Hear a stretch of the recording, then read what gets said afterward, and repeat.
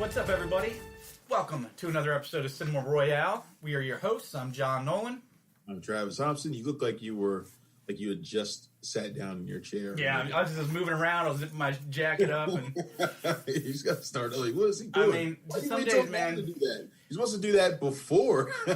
See, I would be so much more comfortable doing these if I didn't have the replay screen in front of me, so I could see how goofy I look all the time. So I'm like, can't help it.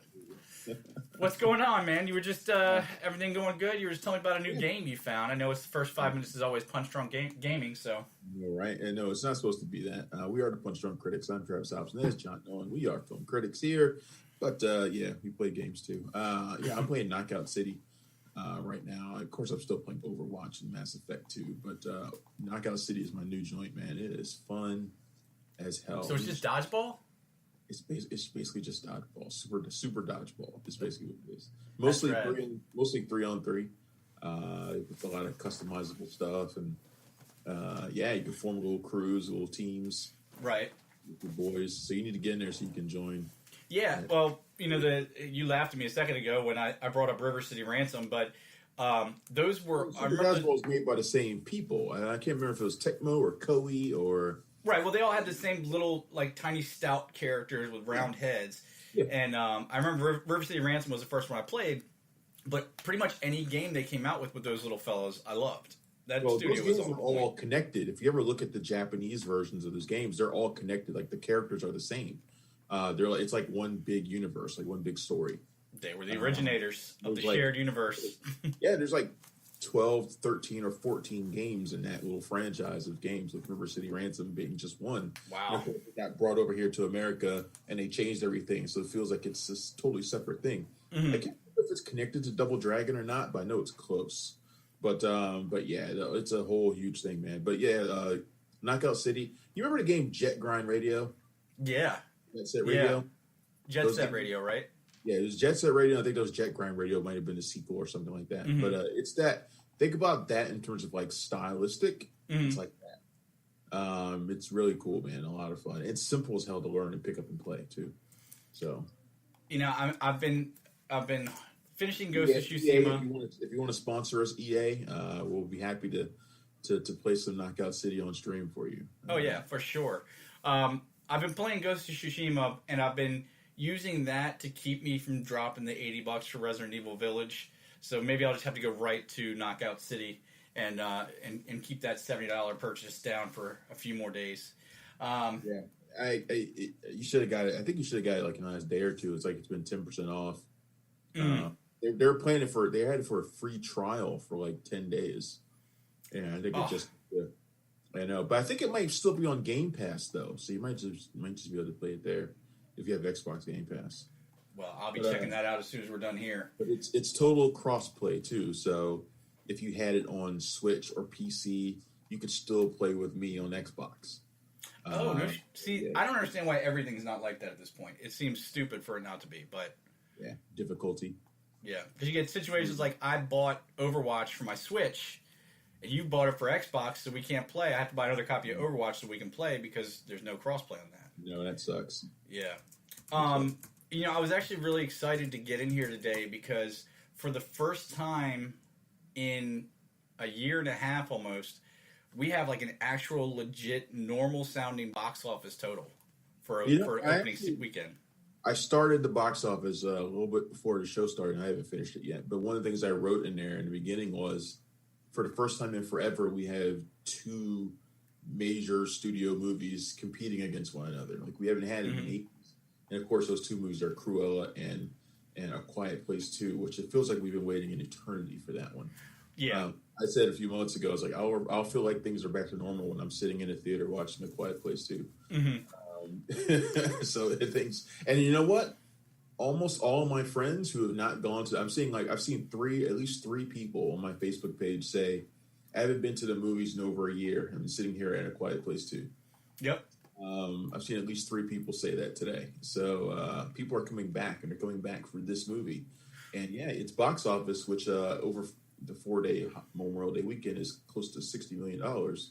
is about as close to normal as we've seen in a very long time. And for something like A Quiet Place 2, granted, as big of a hit as the first one was, it probably would have pulled $100 million if there never was a COVID. But $60 million for a movie this budget is a respectable box office. So I know there's a lot of studio heads, a lot of theater owners that are seeing this as like, you know, the sign of good things to come. And $60 million for a movie that's going to be on Paramount Plus in 45 days. Yeah, that's true too. Yeah, I still wanted to come out.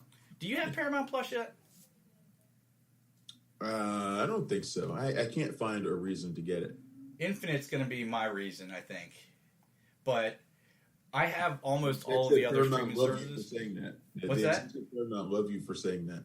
Well, I mean, I got to be honest. Other than the fact that it seems like a blatant Highlander ripoff at first, it's totally my thing. The old guard looked like Highlander too.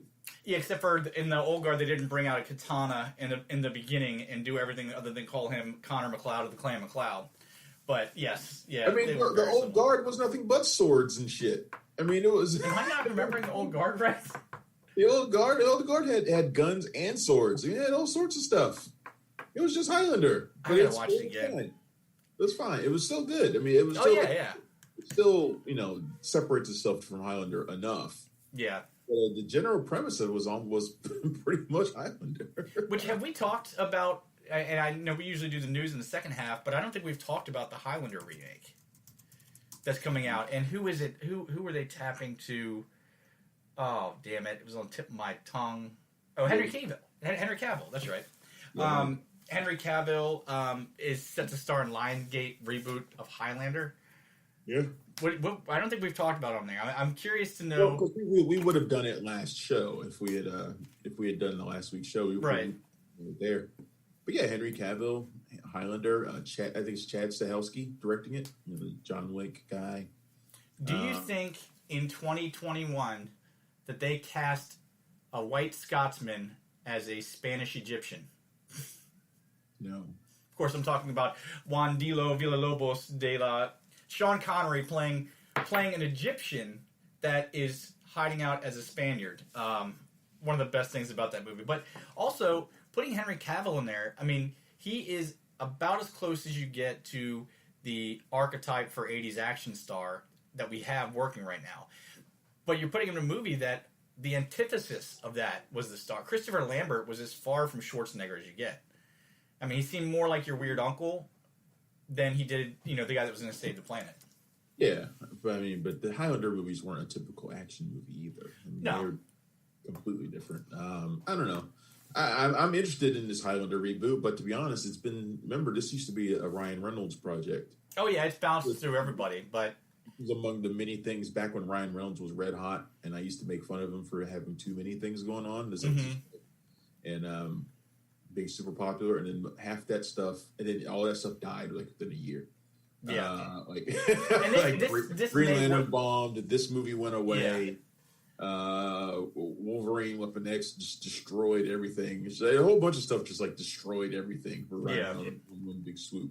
And of course, obviously, he came back, but this was one of his projects from at least a decade ago. This thing's been on the burner for a while. I mean, it's so prime for always being remade. And, I mean, this series had so much juice. I mean, for those that don't remember, I mean, obviously there's movies, but there was also a very successful or, somewhat successful... I used to watch that TV show. ...series throughout the 90s with Lorenzo Lamas, right? No, it wasn't Lorenzo Lamas. It was... He wasn't in Highlander? No, that's not... It was Adrian Paul. Oh. It was Adrian Paul that was in the Highlander TV show. Okay. I think they look the same, maybe. I can see a little bit of the resemblance there, but yeah, it was Adrian Paul. I used to watch. I think I've seen every episode of that show, actually. Yeah, that was the kind of show that you'd see on a Saturday afternoon, sandwiched in between Xena and Hercules, and then followed by the new Outer Limits show that was on. That was like a Saturday afternoon on standard TV. It came on at random times. I could never figure out when Highlander was going to be on exactly. And I'm pretty sure they showed most of those episodes out of order because everything was all mixed up. The syndicated stuff back in the 90s, the syndicated stuff didn't seem like it ever had a schedule. Like it wasn't like every Tuesday at 10 a.m. you could see Highlander. It was always just... For me, it was like Saturday, like around between like 1 and 4 in the afternoon. Exactly. Yep. You'd get like Andromeda. Mm-hmm. That's another one. I haven't thought of that. But Babylon 5 was another one. And maybe Mutant X Mm-hmm. or something like that. You know, you get this weird block of like mostly Canadian TV shows. Like all these shows were like Canadian, like made in Canada, stuff like that. Most of them aren't even made here. Oh, is that what it was? Was that the distinguishing characteristic? I never. That was all these shows. You know, remember how they all look the same? Mm-hmm. Yeah, most of these shows were Canadian, and I think they were probably made from like the same studio company, production companies and stuff. So yeah, I couldn't. Why they're always blocked together. They probably had to buy them in a block. If I'm perfectly honest, if I'm thinking about it, they probably had to buy most of these shows in a block.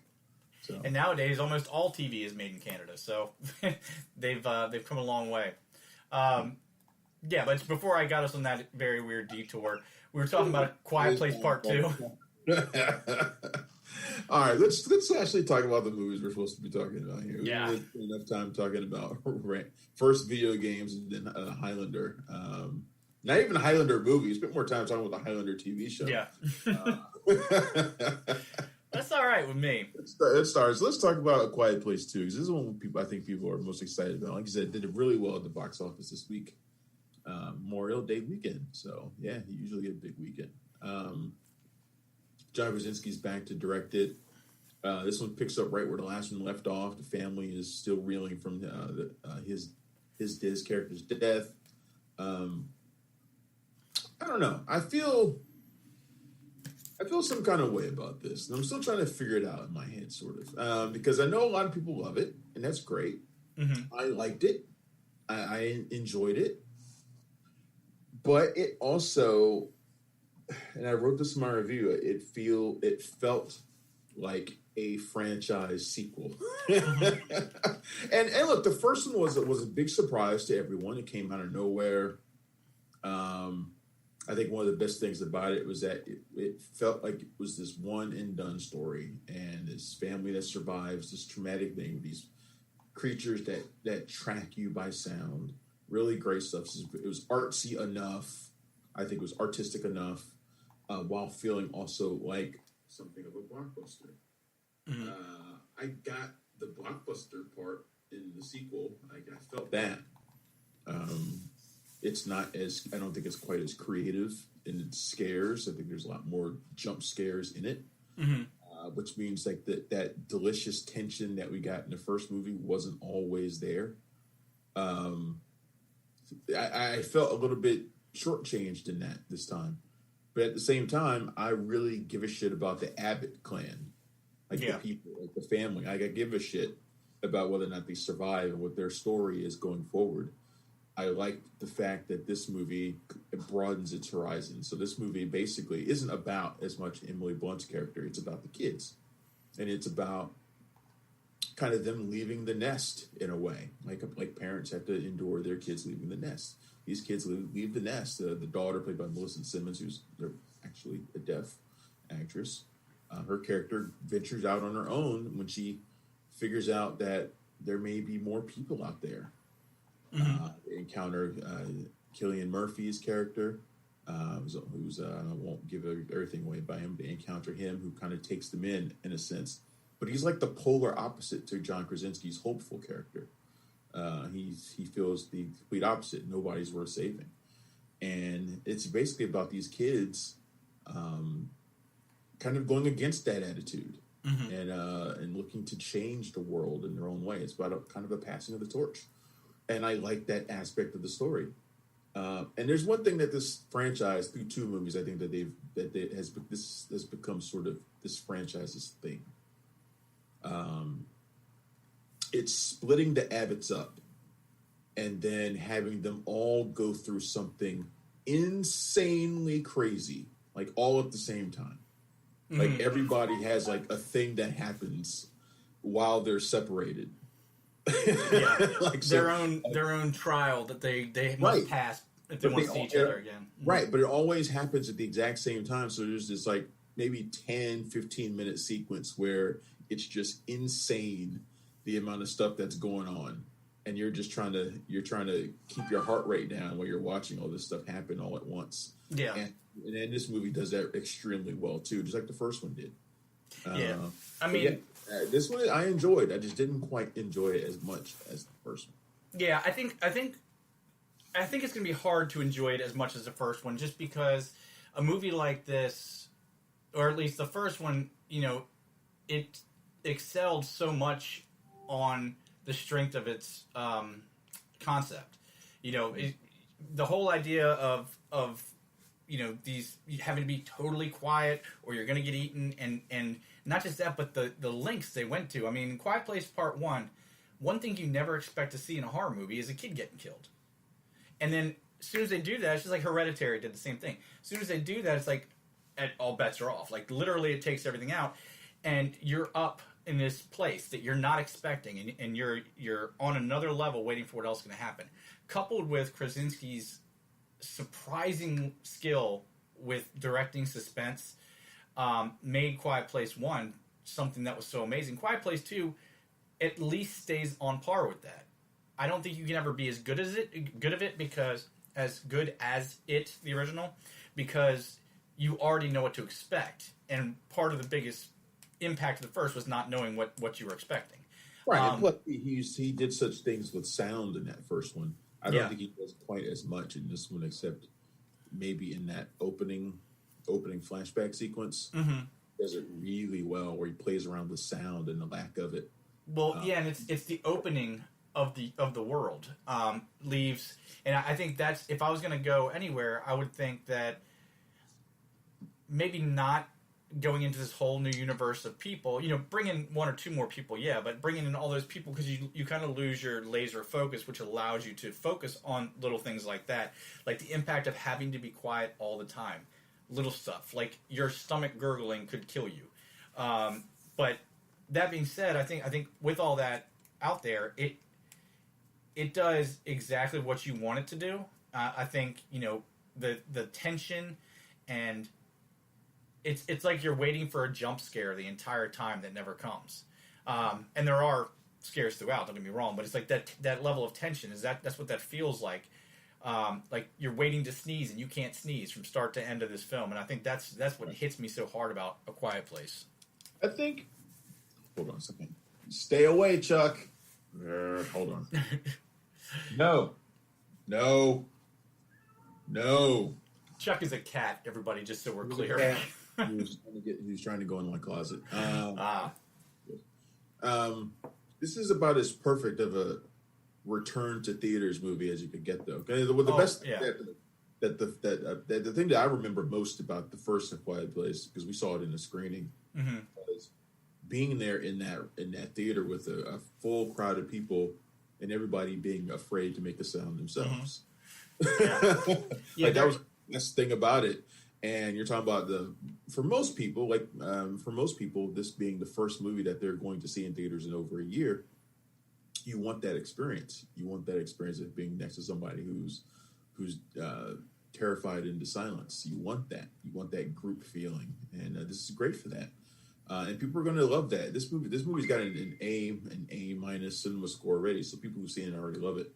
Cruella got an A, so people like that too. But I think you really hit on something there, and I don't know if they're smart enough in Hollywood to have planned this, but if you are going to entice people back to theaters, you're absolutely right. A movie like this is what's going to bring people back. It's what's going to remind them of, because you go see a romantic comedy at theater, you're going to remember the floors are sticky, the high price.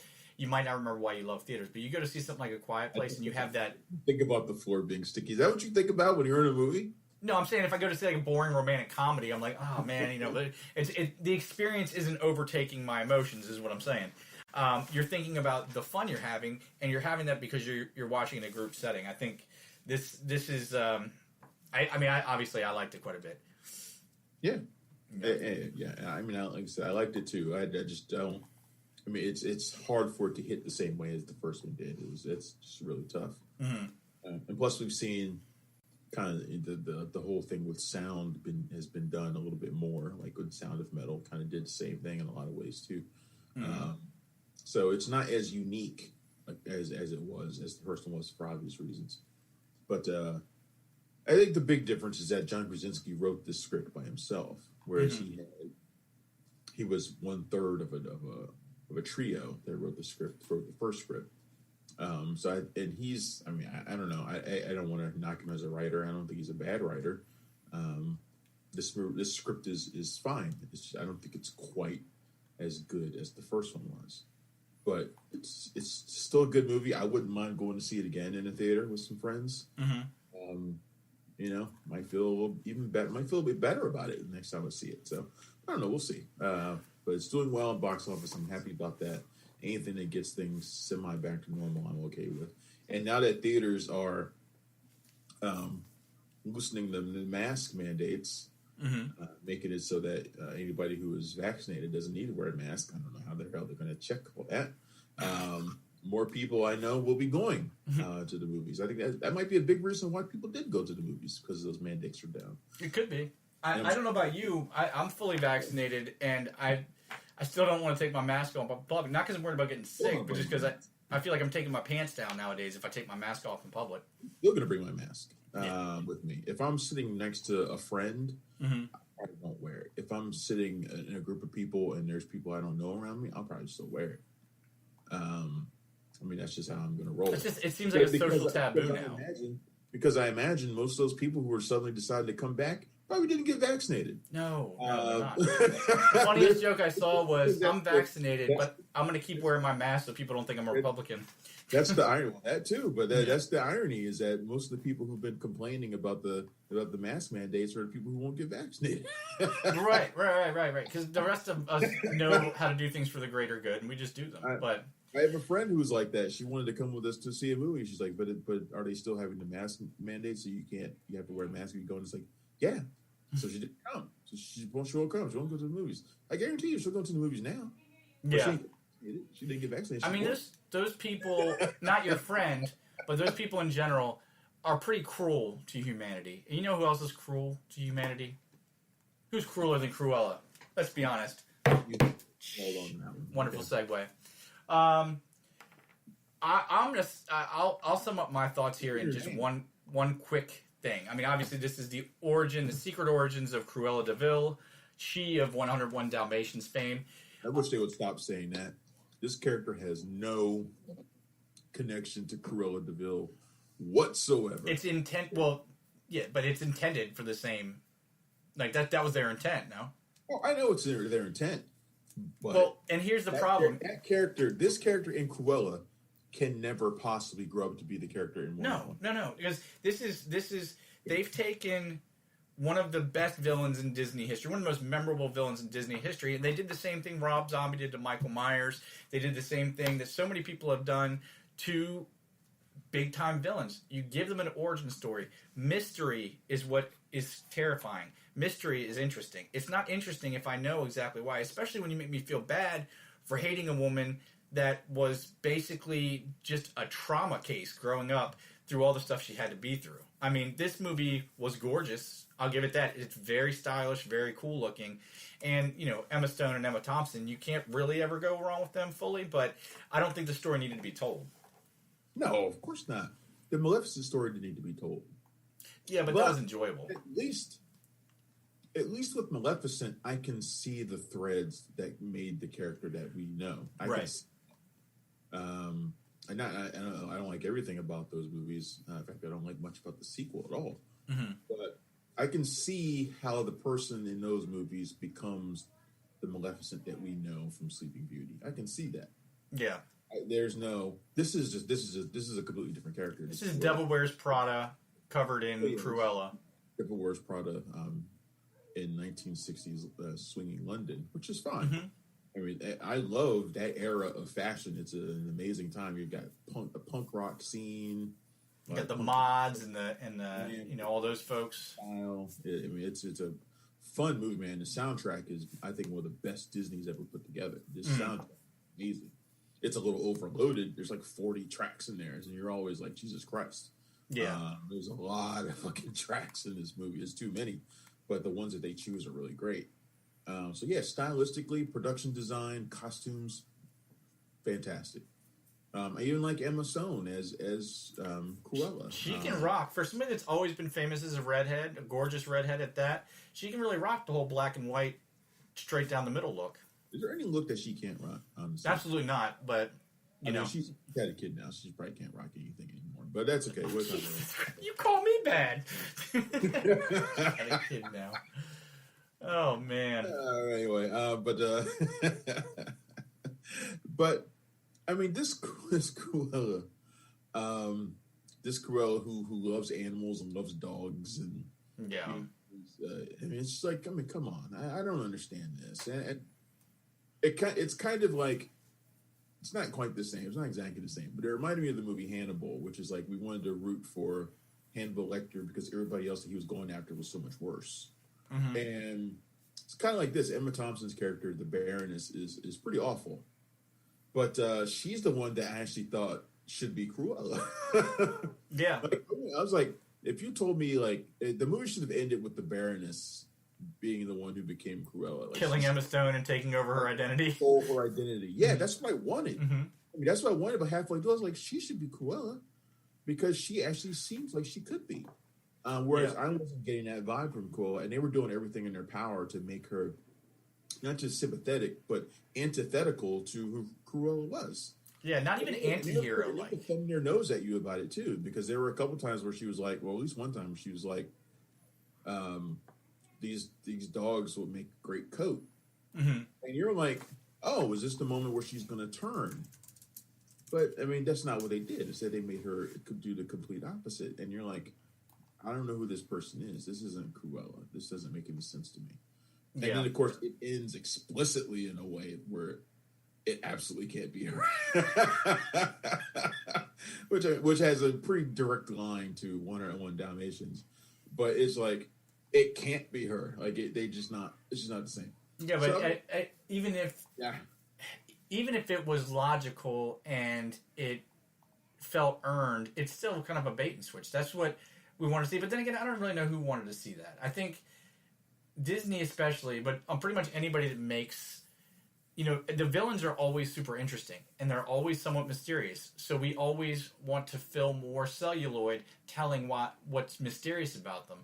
But that ruins the point, number one. But number two, when they make these movies, they never have the balls, with the only exception being Joker, they never have the balls to actually make the villain a villain.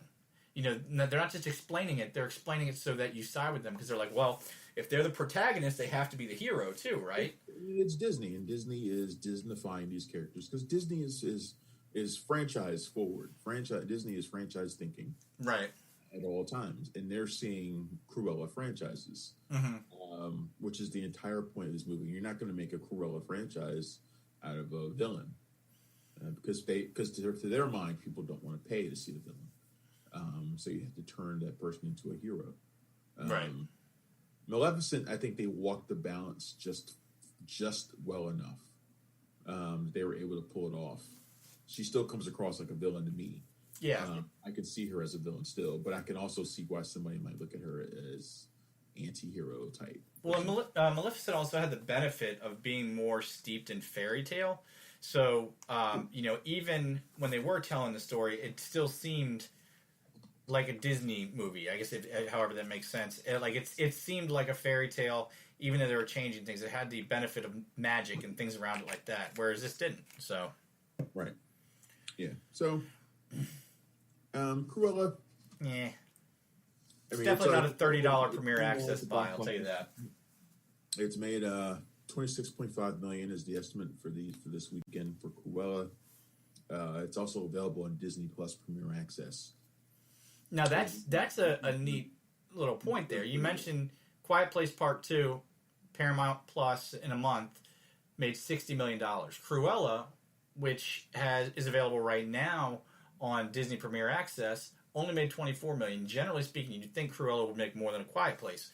Do you think it's the time and date thing? Do you think people can't wait another 45 days for Paramount Plus, so they're going to go right now? I think there's a couple things. I don't think Cruella would have beaten A Quiet Place 2 in a straight head-to-head. Okay. Quiet Place 2 is an established franchise that people have been that people love, obviously. Cruella is, even though it's Disney and it's Emma Stone and it's a character we know, not all of these, fairy tale remakes and reimaginings, not all of them have been gigantic, huge, openings. Not all of them. I think Cruella probably would have fallen towards the mid-range of those. So I think it probably would have lost to A Quiet Place 2 anyway. It obviously would have done better at the box office than $26 million. But we don't know how it did in terms of premiere access. Disney's done really well with those over the last year. So I'm sure. Have they been as sneaky with their numbers as, say, Amazon usually is or Netflix usually is? Yeah, they haven't released the numbers for this one yet for premiere access, but they will release those numbers if they're good. Yeah. They're good. They'll release those numbers. The same way Netflix does. Netflix releases the numbers when they're good. They don't release numbers that suck. Yeah, so, I mean, that makes sense, but I mean, it's just, I mean, I guess I get it. Obviously, why would you want to, put out your failures? But, it just always seemed weird to me that, we obviously know box office right off the break, but, anything streaming, they're hiding from us. Yeah. Although I should always say that it's studios that release those numbers from the box office too. So yeah, that's true. But which is why the weekend is always estimates, and then you usually get actuals Monday or Tuesday. So, but most of us just follow those, and they usually tend to be pretty close. So it's not a big deal. Right. So I would recommend both these movies. Ultimately, I would even recommend Cruella. I just don't. I wish they could have just made it something else. Like it didn't have to be Cruella. I mean, that's kind of the thing I always land on when it comes to some of this stuff. Well, yeah, I mean, that's all too often that happens. Like, if you're going to take something in name only, then just make it its own thing. And then it'll be a good thing that people like usually, and you'll get the props for releasing something that's original. Yeah. I agree. Then again, people don't pay for original. I mean, true enough. You can't really fault them if I say that, and A Quiet Place 2 was original. A Quiet Place was original. I mean, so it really just it's hard. It's hard to get something to launch. Yeah, something. I mean, A Quiet Place was original, backed by Emily Blunt and John Krasinski. Were real heavy on the headlines, and then, but that's also that one was a 1 in 100 shot. Most movies aren't that great that are original, but there are quite a few that are worthy of watching and fun enough. They're not all having to be blockbusters. It was also a smaller budgeted horror movie. Like, yeah, a lot of them tend to be. So, right. All right. Those are our reviews for the week. There are other reviews you can find on the site right now. We've got a bunch of them, actually. I did Endangered Species with Rebecca Romaine and Jerry O'Connell. That was interesting. Wow. That movie is up. That review is up there, as well as my interview with the director of that film, M.J. Barrett. That was a great interview as well. And a whole bunch of other reviews. Blue Miracle, which is the Netflix film with Dennis Quaid. A lot of reviews are up this week, so go ahead and check them out at punchdrunkcritics.com right now. Just click on the reviews tab, and you will see them all. Yeah, you can look at the reviews while you listen to our show or watch our show. Two things at once, people. Multitasking. It's the way of the future. We just talked about streaming places and how they how they're hesitant to let their numbers out. Well, the total global takeover of Amazon is one step closer with their acquisition of Metro-Goldwyn-Mayer MGM Studios, a namesake and a pillar of Hollywood. For so long, everybody knows the Lion. Now the Lion belongs to Amazon. Now that Lion is Jeff Bezos. Yeah, Jeff Bezos. It's gonna be him in the opening thing now. He's like, "Rawr." yeah, exactly. He's gonna go, if I was him, he's got fuck you money. So if he wanted to do that, he should just go ahead and do it. Let's not go down that route again, because it always ends the same way with me. It'll always end with me saying, "All you assholes have billions of dollars that you don't help people with, and you don't even bother to become Batman." Jeff Bezos is particularly bad about that. But anyway. That's the most unforgivable thing. You're not even being a superhero, and you could be. Anyway, so Amazon's owning MGM. Everybody's first thoughts obviously goes to the Bond franchise, but what else but Bond doesn't really come with MGM. They're just distributors, yeah. I mean, the Broccoli's own those. Barbara Broccoli and Michael Wilson are the producers and creative force behind the Bond franchise. Mm-hmm. MGM is a distributor, but obviously this does have an impact on Bond. And a lot of people think, oh, Bond's going to go streaming now. Probably not. No. The producers actually said, no, we're committed to the theatrical experience. Bond's not going to streaming. But would you be at all surprised if they do something similar to what Paramount's doing or what HBO Max is doing, maybe having a day-and-date release? Absolutely not. A shortened theatrical window of 45 or 60 days? No. In fact, I think that's likely to happen, and then it'll move exclusive to I think that's likely to be the standard in the next couple of years. We won't lose theaters, but we'll get that. The other thing I would think of is, Amazon's almost kind of primed themselves for this already with the Jack Ryan show, starring the aforementioned John Krasinski. I mean, I could see them, maybe not Bond, but I could see them having a spinoff called M or a spinoff called Moneypenny, where they follow other characters in there. And if they went with the Moneypenny that was in the Daniel Craig version, I'd be okay with that. It just sounds fucking awful. Yeah, it does. I don't want but it'll happen. I don't want anything like that. It will. They also have the deal also comes with the Rocky and the Creed franchises. Mm-hmm. So you got that as well. And Stallone's been talking about a Rocky series he's been trying to make. There you go. I would not be surprised if we see something soon about a Rocky series coming to Amazon. Yeah. I don't know. This is a big deal. Obviously, it's another major storied studio that is gone the way of it's been acquired by another studio, similar to what happened to Fox and Disney. It's just been sucked up into the machine, and it's getting harder and harder for these things, for these studios to kind of exist on their own.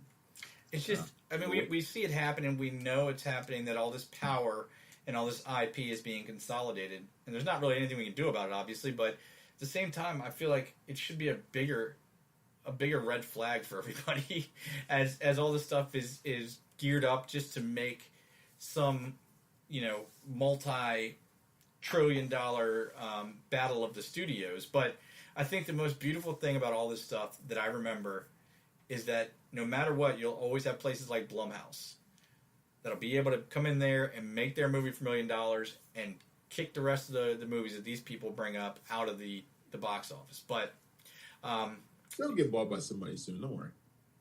Blumhouse is too much integrity to do that. I do not believe you, sir. But the only thing I'm excited about is I would like to see a Rocky series, but not centered on Rocky, obviously. I'd like to see a sitcom based around Paulie and his robot girlfriend. You don't want, you don't want the Young Rocky Chronicles. You don't want. Hey, I'm gonna suck at boxing for the next 20 years, and then maybe I'll fight. This series sounds terrible too, but I wouldn't be surprised if we saw it. It's like Small Wonder, except for it's Paulie and that robot from Part 4. That's all it is. Rocky the young boxer. It'd be, Rocky fighting his way up the. That would be the definition of why prequels shouldn't be made. Like, we know what happened with Rocky when he was younger. He was a jobber. He did okay. He lost a lot. That's it. We're gonna find out that he met Apollo Creed at a young age. Like they were friends long ago. They've been friends since they were like 12. Was it like Smallville? Yeah. You joke, but you know exactly this is what a young Rocky show would do. Yeah. They would introduce a young Apollo Creed. Or at a minimum, they'd show Rocky looking up to him and be like, one day I'll be like the champ, They would introduce a young Clubber Lang, or they would do stuff like that. I mean, you think I'm joking, but that's exactly what they would do. I don't think you're joking. I'm just laughing at the ridiculousness of how true it is. It's ridiculous. It's stupid, but it's exactly what they would do because that's what all these shows do. Because what good is a show? And you can look at any iconic character that's had a young version of that character, even like Gotham. Like I used Gotham as the example recently. Where you have literally child-aged Bruce Wayne.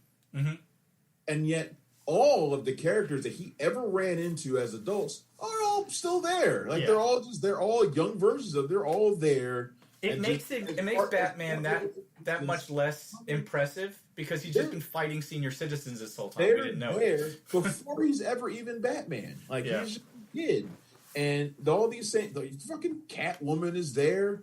She's Catgirl, I guess. In that show, she was.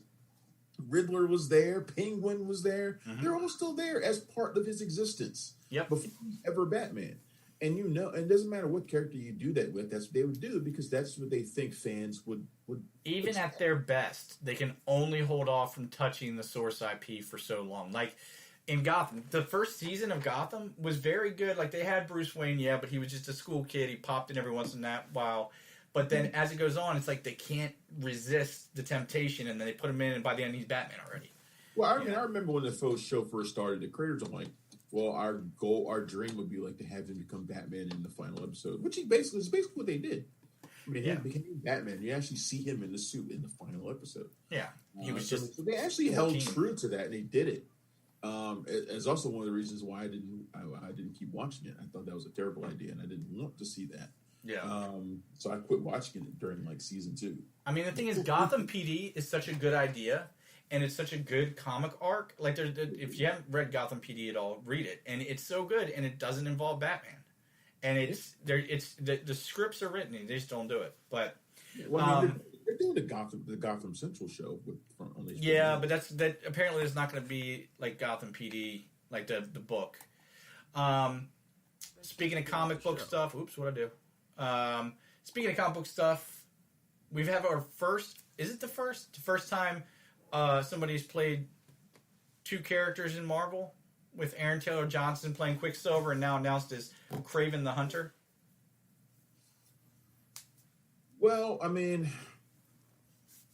when I heard about this, I compared it to Evan Peters coming back in WandaVision because the situations are fairly similar. Right. First of all, they're both Quicksilver, obviously. Yeah. Taylor Johnson played Quicksilver in Marvel Studios' Age of Ultron.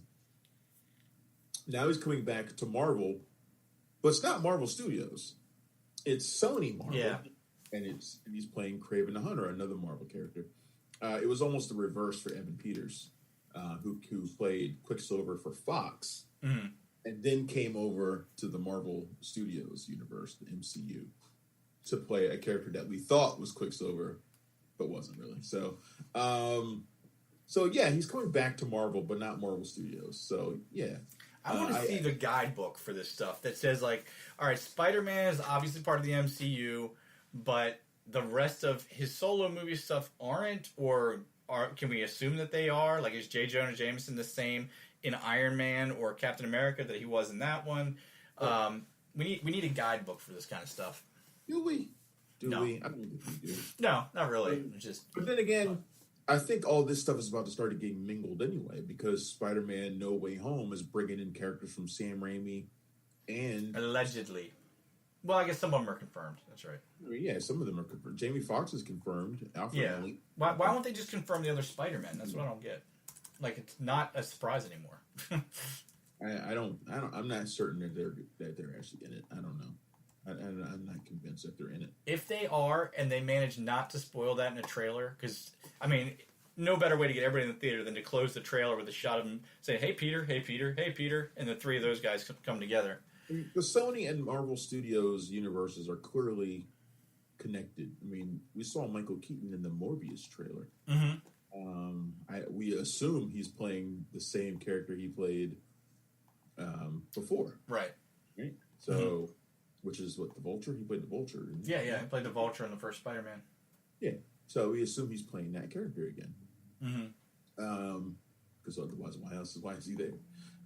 So they're clearly connected. I don't know. So Kraven the Hunter is what Aaron Taylor Johnson is playing in the Kraven movie. This obviously because they're going to have to do something similar with him that they've done with Venom, which is make him the anti-hero version of Kraven.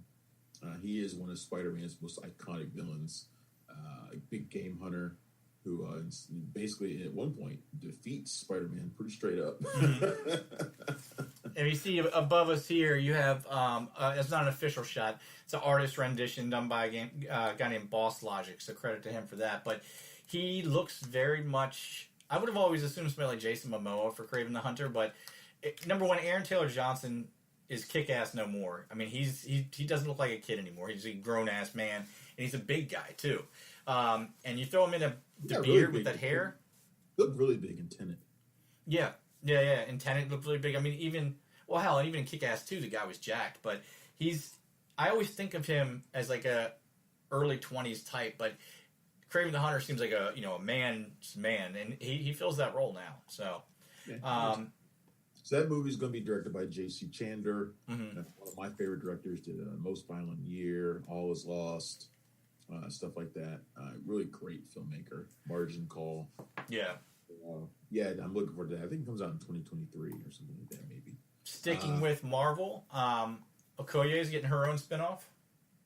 Because of course she is. It looks like Denai Guerrero is going to be returning as Okoye, both in Black Panther 2, Wakanda Forever, which I think we kind of expected, and some sort of spinoff show. We don't know what it is. We don't know if it's that Wakanda spinoff show that we learned about a few months ago that Ryan Coogler's a part of. We don't know if it's that, or if it's something else. And we also don't know if it's a show that is a spinoff of Black Panther and it centers on Black Panther or somebody else, or if it's a spinoff just for her. I could see them doing some sort of spinoff of just Okoye on Disney Plus. I think that would be cool. I could, but they've shown some real love for the Dora Milaje as a whole. I mean, I think obviously focusing on Okoye, who is in limited, like maybe 10 minutes of screen time total, has become one of the most imposing and like powerful figures in Marvel. I mean, there's something about. I mean, she did the same thing with Michonne. Something about Denai Guerrero. I can't say her name. Denai Guerrero. That you get. I know. I don't care. It wasn't even close. I'm sorry, Denai. You can tell she's got heart. She's a very sympathetic person, but she's also the don't fuck with me type. So, and she pulls it off well as the head of the Dora Milaje. So I can see that being almost like a inspection of who they are, what they do. Like so every episode is a different mission they're going on. Milaje's attitude all around. I mean, Ayo, who we saw in Captain America and Falcon and the Winter Soldier, has the same attitude. They all have that attitude. That is the Dora Milaje. Right, but she's the prototype for it. You can tell. I mean, not in the universe, but the way she plays Okoye is how they modeled everybody else, and that's why she's the leader. Yeah, so I'm looking forward to see what this thing is going to be. I love Denai Guerrero. I like her in The Walking Dead. She's one of the main reasons why I kept watching. She's an amazing actress, super talented. She always has been since I first saw her in The Visitor all those years ago. I think that was 2007. Have you seen her in any dramatic roles? That's one thing, like a true. I just mentioned The Visitor. Oh, it's The Visitor one. That's why I hadn't seen that. Yeah, The Visitor is an amazing movie. You should go watch it someday. It's a really great film. Richard Jenkins, fantastic. Mother of George, she's fantastic. She got a lot of acclaim for that. She's a great actress, just all around, just fantastic. And I think her Okoye is amazing. I want to see more of her. We got that little taste of her in Infinity War and Endgame, and I want to see where her character goes. Yeah, so, absolutely. Good stuff. And just to zip through a couple of these last things, one is pretty important, but it's kind of too little too late. And that's J.J. Abrams has come out to say, hey, if J.J. Abrams is an idiot. If you're going to make Star Wars movies, if you're going to start a trilogy, you should probably have a plan. Yeah, confirming he had no plan.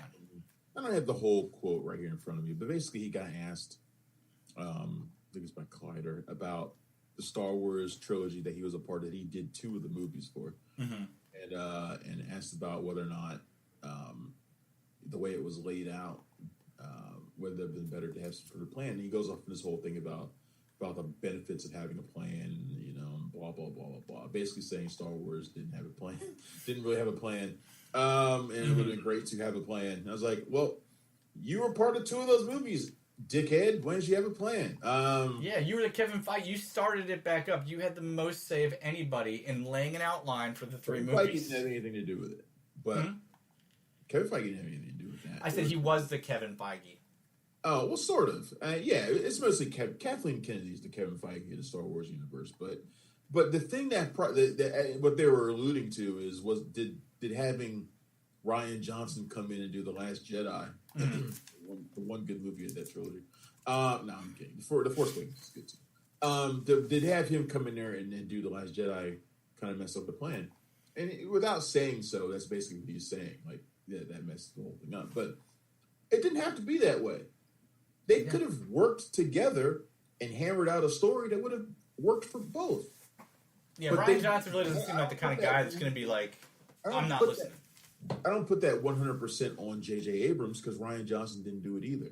Mm-hmm. But it's Lucasfilm are a bunch of idiots for doing it that way to begin with. Why would you ever do a franchise, a trilogy, and then have two separate competing voices on it? Especially when you're part of the franchise that literally laid the groundwork for setting up larger scale stories. I mean, George Lucas had ideas for 9 different movies when he first started the first Star Wars, which was a low-budget movie they didn't think was ever going to get anywhere. He had a 9-picture idea going back, going forward. When you're dealing with something that's this big, this expensive, there's nothing stupid about making sure all the little details, making sure you know the motivations of all the characters, why things are the way they are, where you're planning to go, or at a minimum, have an outline for each movie that you're thinking of doing. Yeah, I hate this hindsight bullshit. I mean, okay, you should have had a plan. Well, you were there and you didn't have a plan, so fuck off, J.J. Abrams. Right.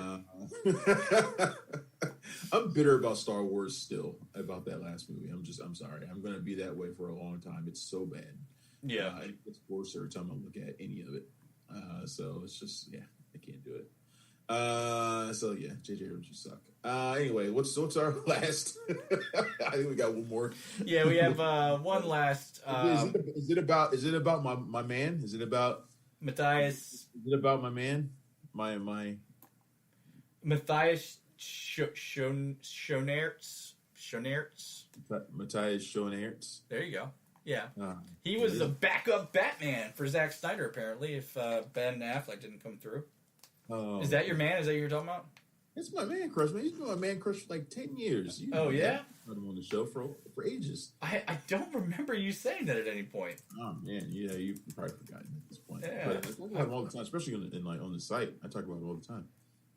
Yeah, man. Matthias Schoenaerts. Zack Snyder was talking about, because he can't not talk about. Oh, because he's in Rust and Bone. That's why you love him so much. I still to this day remember how much you love that damn movie. Did it? Huh? Rust and Bone did it, but he's been that ever since. So, it's my man crush, Matthias, man. You should have been Batman. Fuck Ben Affleck. Zack Snyder, like I said, he can't ever stop talking about superheroes, even when he's talking about Army of the Dead. Because that's always getting interviewed for. So why are you talking about motherfucking Justice League, asshole? Mm-hmm. No, he's not an asshole, but, well, actually he is an asshole, but whatever. That's a conversation for another day.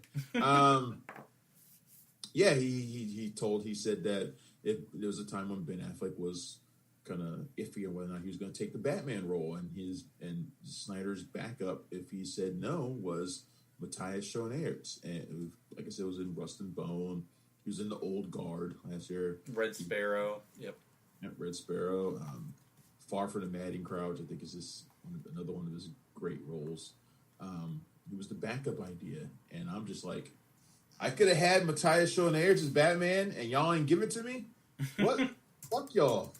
Well, who's this Robert Pattinson guy? Get him out of here. And put Matthias in there, man. What is this? How are you going to have that and put that out there? Yeah. Not make it happen. Now you got to at least bring him into the DCEU. I mean, I don't care. If he's not going to be Batman, you got to bring him in there to be somebody else. Yeah. Let him be fucking Booster Gold or somebody, but let him be somebody. Oh, please, finally bring Booster Gold to live action. Somebody will make a Booster Gold something someday. I'll tell you what, if Zack Snyder had stuck around, you'd have a better chance of seeing Booster Gold. Oh yeah, he would have gone deep. Because Zack Snyder is just thumbing through the DC encyclopedia of characters and just putting people in. Yeah. Well, it makes sense where I mean, he'd be a perfect Ryan Reynolds character, I think, or somebody like that, like a Ryan Reynolds type. You know, the smart aleck, looks like a movie star type. But yeah, I'm actually. It would be a good Booster Gold right now. Not Ryan Reynolds. I think Jeremy Renner might be able to do it. Yeah, he's a little too serious. Fuck yeah, man. He could not play Booster Gold. Who's somebody really funny, really kind of silly, kind of full of himself, who could play Booster Gold? I'd have to. I'm so bad. It's like when people ask, "What's your favorite movie of all time?" Like my mind goes blank. Let's see. Like 10 years ago, I would have said Ryan Gosling or somebody maybe. Yeah, but he doesn't seem to be able to handle the goofiness of it either. Have you not seen The Nice Guys? You know who would be? Yeah, fair enough. But you know who would have been really good as Booster Gold? Pre-Captain America, Chris Evans would have been really good. Yeah, maybe. Yeah, that might have been a good choice actually. Yeah. Yeah, I don't know. I'd have to really think about it. We need to do that at some point. We need to cast our DC extended universe and Marvel third tier to see who we can get out there. But I can never do these things like right off my top of my head. Yeah, no, I'm usually pretty bad at these things. Other people who do these casting calls are so much better at than I do. Yeah. They always come up with stuff. I'm like, yeah, that would be kind of cool, and I always forget about people. So I just immediately forget everybody that's ever acted in a movie ever of all time. Here's just the thing. And my general rule is, if you're doing a casting call, you can't think of somebody who should fill a role. Probably Matthias Schoenaerts is probably a good choice, and you should probably just put him in there because there's nothing he can't play. Fair enough. Next week, I'm actually looking forward to. I know we don't usually cover shows, but I'm looking forward to seeing Sweet Tooth, and I do want to talk about that a little bit next week. We should have a review of that coming up soon too, if Khalil finishes it. What else do we have coming out next week? Next week is The Conjuring. The Devil Made Me Do It. Is the big movie for next week. So I'm curious to see how that's going to do, because that will be in theaters same day that's on HBO Max. Mm-hmm. Yeah, that's pretty much all there is next week. So next week's pretty quiet. Yeah, it's pretty quiet. So I'm actually happy about that. So yeah, and then the next big thing is Into the Heights, which we've already put a review up of, right? Yep. Review. So In the Heights, you can check that review up right there on the site that just came up. HTTPS. Why am I reading that part? www.punchdrunkcritics.com is the site. Check it out every day for all this news that we're talking about, all the reviews, all the good stuff right there. www.punchdrunkcritics.com. On Twitter, the site is at PDC Movies. Travis is at Punchy Critic, and I am at PunchDrunkJohn. If you are on Twitch, well, if you're not, sign up. And then if you are on Twitch, make sure you follow Travis's account at cinematic_enforcer. Any tips, questions, comments, just want to tell me how silly I looked on this week's episode, email us info@punchdrunkcritics.com. We are always looking forward to hearing from you guys. And that's all until next week. So until then, I'm John. If you like what we're laying down, we're out of here. Please subscribe to our channel and click the bell to receive notifications for all of our latest stuff.